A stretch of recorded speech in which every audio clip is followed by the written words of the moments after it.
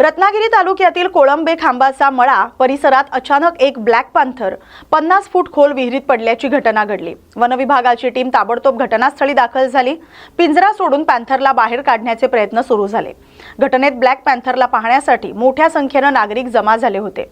या मिळालेल्या माहितीनुसार पॅन्थर एका पक्षाच्या पाठलाग करत असताना अचानक तो विहिरीत पडल्याचं समोर आलंय।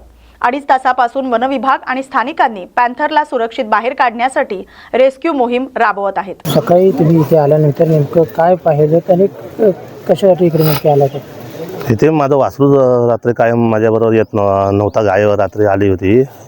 गाय म्हणजे आम्ही बघतो नेहमी गुरं राखतो ती, पण संध्याकाळी जनावर भेटलंच नाही। त्या म्हणजे आमच्या गायबरोबर वासरू असतो ते कुठे गेलं म्हणून मी सकाळी गायला सोडली। हंबरत गाय इकडे आली आणि मग ते वासरू मला हंबरते इकडे म्हणून इथे विहिरीत जाऊन बघूया। तर विहिरीत पाणी बघितलं तर खदूळ पाणी बघितलं तर आजूबाजूला वासरू काय मला दिसलं नाही विहिरीत, पण ते हा जनावर दिसलं तिथे। मला काळं काहीतरी आहे म्हणून मी मालकाला सांगायला गेलो की विहिरीत कोणतरी पडलंय म्हणून।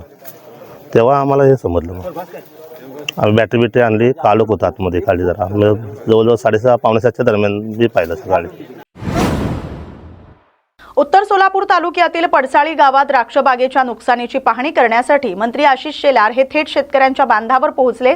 मंत्री आशिष शेलार यांनी नुकसानग्रस्त द्राक्ष बागेची अधिकाऱ्यांसह पाहणी केली।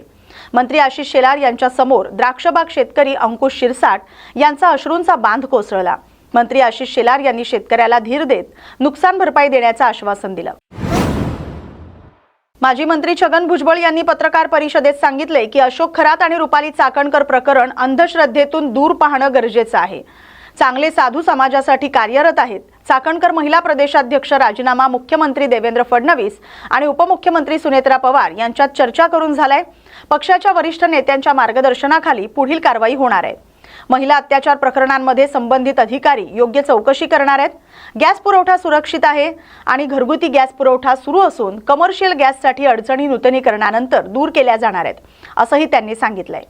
म्हाडा घोटाळा प्रकरणाची चौकशी सुरू आहे। दोषींवर कारवाई केली जाईल, असंही भुजबळ म्हणालेत। फारसं मला काय माहिती नाही या कॅप्टन थोरात बद्दल, पण माझे लोक सांगतात की आपल्याला पण काही लोक सांगत होते की त्यांच्याकडे जाऊन हातबीत काय ते अंकशास्त्र बघावं निवडणुकीचं वगैरे, पण मी काय गेलो नाही, जाऊ शकलो। अंधश्रद्धेपासून दूर राहिलं पाहिजे असं माझं मत आहे। ठीक आहे, मंदिर आहेत, मंदिरामध्ये तुम्ही ध्यान धारणा करा, योगा करा, प्राणायाम करा, दर्शन घ्या। काही चांगलं काम करणारे सुद्धा जे आहेत गुरुजी वगैरे आहेत, ते समाजाची सेवा वगैरे करतात। पण अशा काही लोकांमुळे जे आहेत मग ते सगळे एकजात बदनाम होतात। तर आता यांच्याकडे सुद्धा बरीच मोठी मोठी मंडळी येत होते। आता ज्या रुपाली चाकणकर त्या पुण्याच्या, त्यांना काय माहिती इकडे, त्यांना सुद्धा कोणीतरी तिकडे नेलं असेल। कोणी नेलं काय कल्पना नाही, पण नेलं असेल ना कोणीतरी। पण राजकारणामध्ये, समाजकारणामध्ये असलेल्या लोकांनी या सगळ्यांच्या बाबतीमध्ये मला असं वाटतं की काही सीमा आखून ठेवल्या पाहिजेत। कारण आपण जे करतो त्याचा सगळा परिणाम जो आहे हा आम जनतेवर होतो। कारण आम्ही लीडर आहोत, पुढारी आहोत। मग हे मंत्री जातात, मग आपल्याला जायला काय हरकत आहे? एवढं मोठं मनुष्य दिसतं, असा हा प्रभाव पाडण्याचे सुद्धा प्रकार खूप होतात।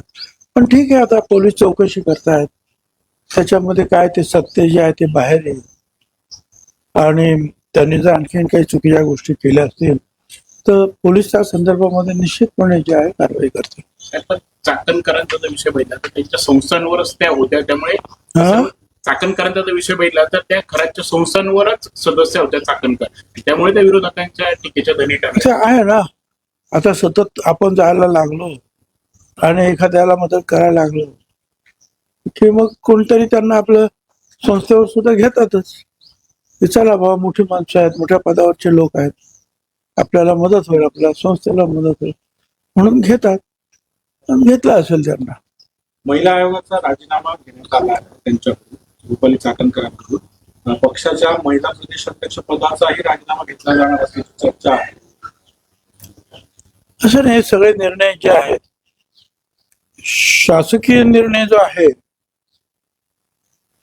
आयोगाचा, हा भाग शासनाबरोबर, गव्हर्नमेंट बरोबर येतो, ज्याच्यामध्ये मुख्यमंत्री सुद्धा आहेत. निर्देश देणारे, आदेश देणारे, माहिती देणारे, घेणारे, चौकशी, त्यांच्याबरोबर चर्चा करूनच उपमुख्यमंत्री जे आहेत ते निर्णय घेतील. आणि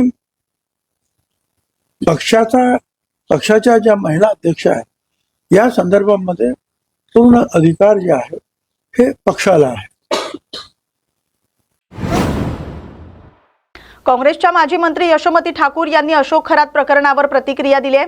त्यांनी म्हटलंय की रुपाली चाकणकर यांना आरोप होताच ताबडतोब राजीनामा द्यायला हवा होता. तसंच चंद्रकांत पाटील, दीपक केसरकर आणि अन्य 7-8 मंत्री यांच्यासह सगळ्यांनी राजीनामा द्यावा. त्यांनी गृहमंत्र्यांकडे उपलब्ध असलेल्या व्हिडिओंचा उल्लेख करत अशा सर्व संबंधित अधिकारी आणि मंत्र्यांनी पदाचा राजीनामा द्यावा अशी मागणी केली आहे. माझं असं मत आहे की त्यांनी राजीनामा दिला, चांगली गोष्ट आहे. त्यांनी पहिलंच द्यायला पाहिजे होता राजीनामा. आरोप जेव्हा झाले तेव्हाच द्यायला पाहिजे होता. आणि त्यांच्या सकट अजून भरपूर सारे मंत्री त्या ठिकाणी आहेत, त्यांचे पण राजीनामे व्हायला पाहिजे. दीपक केसरकर त्या ठिकाणी होते, त्याच्यामध्ये 7-8 मंत्री आहेत, चंद्रकांत दादांचं नाव त्या ठिकाणी येत आहे.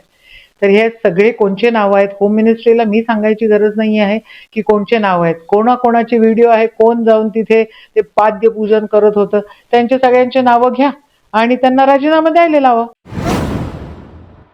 या बातमीसोबतच महत्त्वाच्या बातम्यांमध्ये इथेच थांबतोय. अशाच महत्त्वाच्या बातम्यांसाठी पाहत राहा न्यूज मराठी 24/7. नवा भारत, नवा विचार.